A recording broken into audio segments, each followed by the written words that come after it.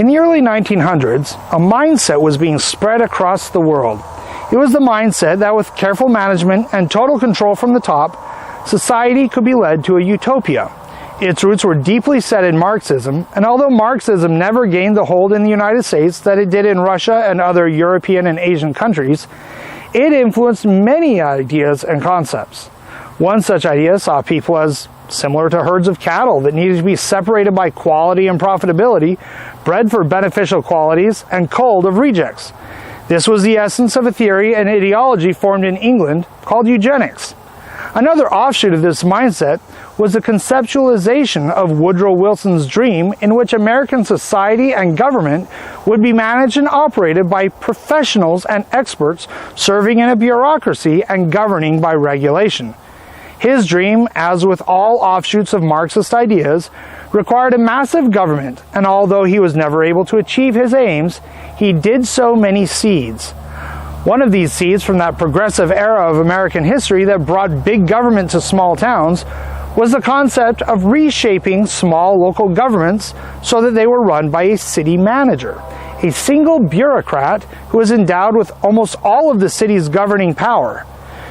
The city manager was, of course, sold as a solution to the difficulty of finding consistent and competent leadership who could focus on the job of running the town.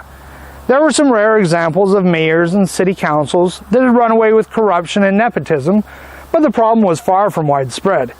The introduction of the city manager addressed these concerns by concentrating their powers in one person who was intended to be an independent professional, so that the power necessary to enable corruption in elected positions supposedly didn't even exist.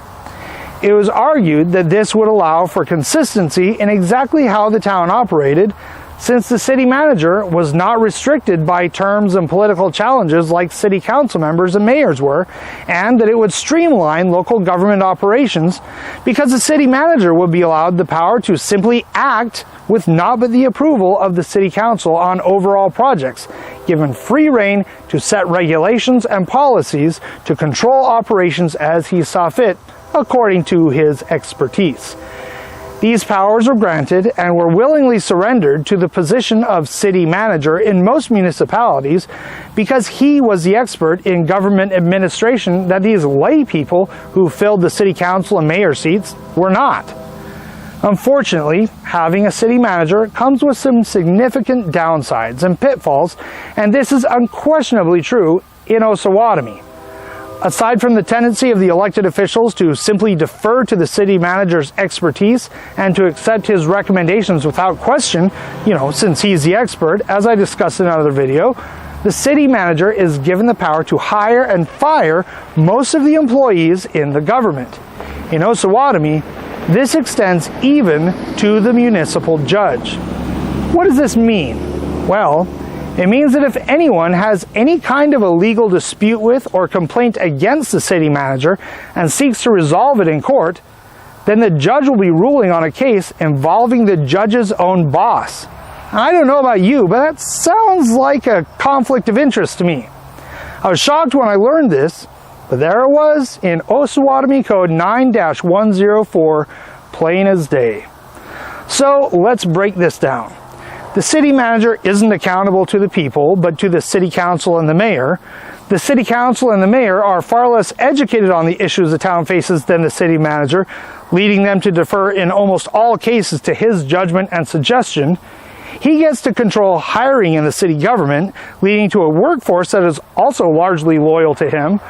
All of this making him nearly limitless in the level of power that he wields in the city government. And on top of it all, if you have a legal dispute and seek a redress of alleged wrongs, you get to face a judge that works for him too. I thought that we didn't believe in kings and dictators here in America, even little ones ruling over nothing more than small towns. I guess I thought that we were supposed to have a government for the people, of the people, and by the people. Shows how much I know. Well, if this doesn't sit well with you, there's only one way to change it, and it's done at the ballot box by replacing the mayor and the city council members who are up for re-election. As for me, I believe in the people choosing how Osawatomie operates for the optimal protection of their rights, not a bureaucrat trained in big city governance. Thank you for watching, and please write in Oliver Tanner for Mayor of Osawatomie.